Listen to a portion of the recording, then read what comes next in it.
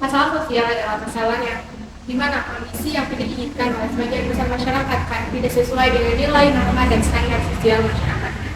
Masalah sosial terjadi karena adanya ketidaksesuaian antara harapan dan kenyataan. Ketika harapan masyarakat mengenai kehidupan sosial tidak terpenuhi, maka timbullah keseimbangan yang terganggu dan kesejahteraan masyarakat yang terganggu. Salah satu dari masalah sosial yaitu adalah masalah keluarga. Masalah keluarga adalah berbagai rintangan dan hambatan yang dihadapi oleh anggota keluarga, baik secara individu maupun kolektif, yang mengganggu kesejahteraan dan mengganggu fungsi keluarga.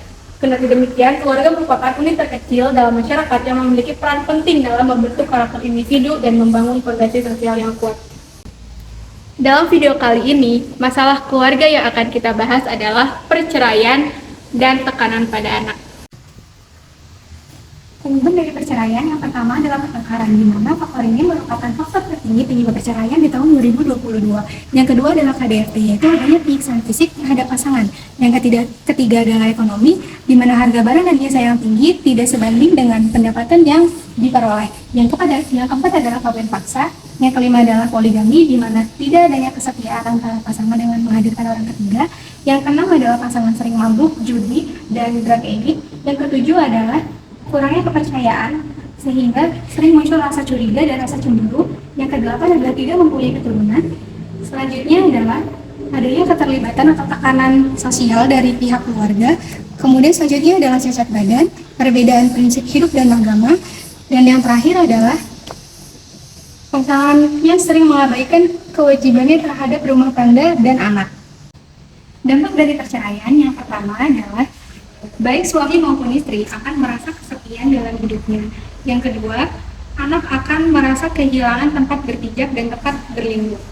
Yang ketiga, berdampak pada pembentukan identitas saat remaja seperti membuat anak merasa sedih, cemas, takut, tertekan, dan depresi. Yang selanjutnya, anak berisiko memiliki masalah psikologis, tingkah laku, sosial, dan akademis.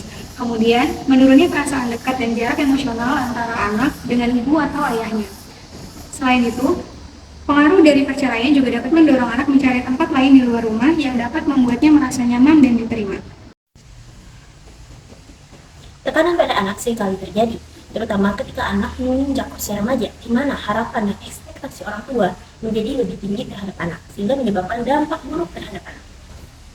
Penyebab yang bisa menyebabkan tekanan ini, diantaranya ialah masalah keluarga yang terjadi dalam keluarga, di mana anak menjadi sulit untuk berinteraksi dengan orang tua.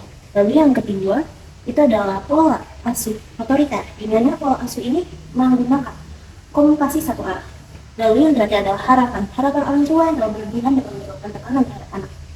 Dampak yang terjadi diantaranya ialah stres pada anak, karena anak merasa terbebani oleh harapan orang tua yang terlalu tinggi terhadapnya. Lalu yang kedua ialah dapat menyebabkan renggangnya hubungan antara orang tua dan anak, karena anak menjadi sulit untuk bersosialisasi dengan orang tua karena takut pada orang tua sendiri. Lalu yang ketiga ialah komunikasi menjadi terganggu antara orang tua dan anak. Lalu yang keempat ialah menghambat kreativitas dan kebebasan berpikir anak karena anak menjadi tidak bersemangat.